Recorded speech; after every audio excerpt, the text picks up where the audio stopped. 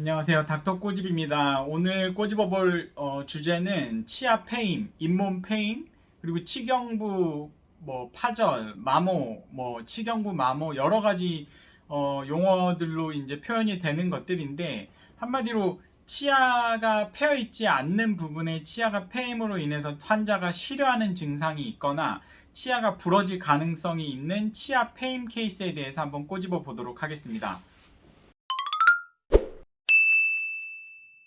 네, 페인 치아들이 보기 안 좋아요. 이 환자분 같은 경우에는 실인 증상이 있는 게 아니고 이제 앞니 쪽 송곳니를 기준으로 해서 앞니 쪽이 치경부가 패이게 되면은 이제 패여가지고 그 부분이 이제 잇몸이 내려간 것처럼 보이기 때문에 그 부분이 보기 안 좋은 경우들이 있고요. 이제 또 약간 패이게 되면 치아의 목 부위가 이제 노란색이 노출이 되면서 하얀 치아가 치경부가 약간 노랗게 되기 때문에 그게 보기 싫어서 오신 환자분이십니다. Anyway, 치아 목 부위, 치경부가 패인 거의 원인과 치료 방법에 대해서 제가 예전 영상에도 올려드렸는데 비슷한 케이스가 있어서 한번 설명을 드려보겠습니다. 이 환자분 같은 경우에는 이 치아 앞니 쪽인데 이게 치아 목 부위가 이렇게 패어 내려갔어요. 이렇게 패어 내려갔죠. 그래서 보면은 이 환자분은 이 위쪽에는 치아가 하얗게 있는데 이쪽 부분은 약간 노라면서 심지어 약간 까맣게 충치가 있는 것처럼도 보이니까 뭔가 실인 증상은 오히려 없었고 보기가 싫다는 거죠. 그래서 치아가 너무 많이 패여서 보기가 안 좋아요. 메꾸고 싶어요. 라고 이제 오셨는데 특별한 병력은 없으셨고 근데 이게 왜 치아의 폐임이 왜 생길까 보면은 이제 치아가 좌우로 이 방향으로 칫솔질을 왔다 갔다 하게 되면은 치아가 패여 있으면 그 안쪽의 조직은 좀 약한 조직이거든요. 그래서 이제 그 약한 조직이 노출이 됐을 때 이런 횡적으로 뭔가 왔다 갔다 하는 칫솔질은 이제 악화 요인이 될 수가 있어요. 그래서 근데 그거 아니고서라도 제가 하고 싶은 원인은 치아의 굴곡파절이에요. 저희가 음식을 먹을 때 이제 딱딱딱 음식을 잘라 먹는 게 아니고 좌우로 뭔가 절구통에서 음식을 빻듯이 좌우로 굉장히 다이내믹한 움직임을 하면서 음식을 먹게 되는데 그런 움직임을 할 때 이 밑쪽은 치조골이라는 뼈가 치아를 잡고 있기 때문에 흔들릴 수가 없어요. 그래서 치아가 이쪽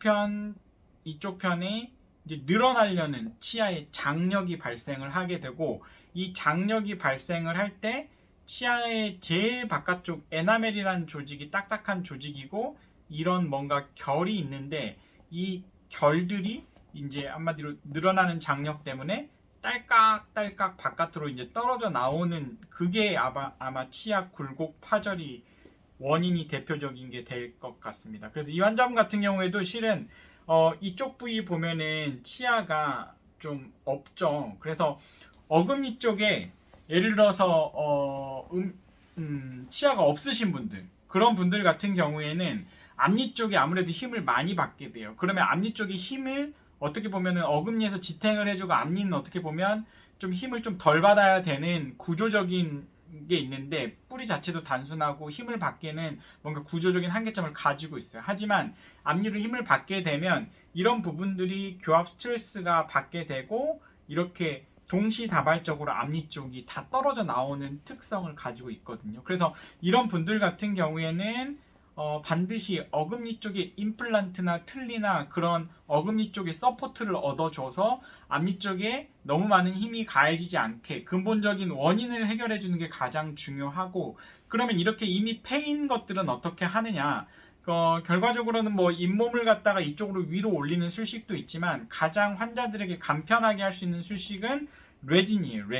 레진은 치아색 나는 재료를 통해서 이쪽을 갖다가 원래의 치아 형태를 복원을 해준다. 항상 치료의 포커스는 항상 원래의 치아의 형태를 맞춰서 티 안 나게 자연스럽게 예쁘게 색깔이 자연스럽게 치료하기 전의 모습을 복원해 준다. 거기에 포커스를 두시면 될 것 같습니다. 자, 이 옆치아 같은 경우는 안 돼 있는 거고 여기는 레진을 한 거죠. 근데 레진이랑 이 한 거의 경계 부위가 이 부위가 이렇게 티가 안 나는 게 잘된 레진이에요. 잘된 레진이고 가장 중요한 건 이 밑쪽에서도 자연스럽게 잇몸이랑 치아가 이행이 돼야지 옆에서 봤을 때 뭔가 치아가 이렇게 패여 있을 때 뭔가 이 부분을 메꿀 때 여기를 갖다가 이렇게 똑같이 이렇게 메꿔줘야지 아니면 여기를 갖다 메꾸는데 마치 여기에 턱이 지게 이렇게 레진을 메꿔 놓는다던가 하면 이 밑부위에 이제 치석이나 치태가 잘 쌓이기 때문에 또 징지바이티스, 잇몸 질환이 생길 수밖에 없다라고 보시면 될 것 같습니다.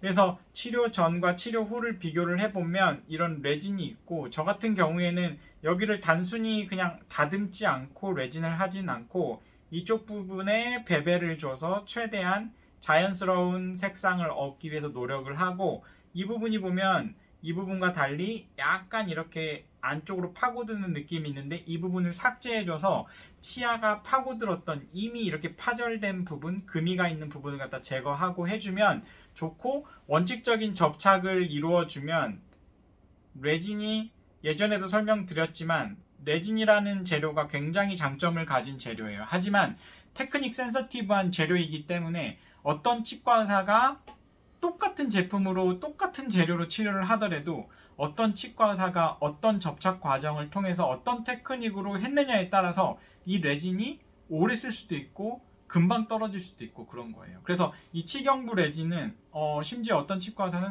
원래 이건 잘 떨어져요 이렇게 말하고 그냥 쓰라는 분도 있어요. 하지만 어떤 치과 의사가 한 레진은 거의 안 떨어지는 거죠. 그래서 이게 원칙적인 레진에 대한 이해가 있고 공부가 된 치과 의사한테 레진 치료를 받으면 치경부 레진도 잘 떨어지지 않고 오랫동안 쓸 수가 있다 라고 이해하시면 될 것 같고 레진은 조금 매년 정기 체크업을 할 때 이 경계 부위에서 약간의 변색들이 일어나는 것들을 조금씩 다듬으면서 쓰면은 좀 더 오래 쓸 수 있다 이렇게 생각하시면 될 것 같습니다.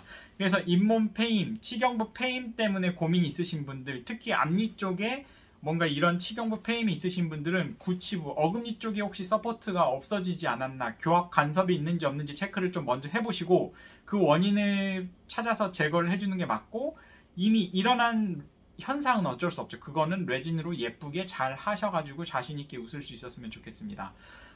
이상의 영상이 도움이 되셨다고 하시면 닥터꼬집 치과 DM 좋아요, 구독 꼭 요청드립니다. 감사합니다.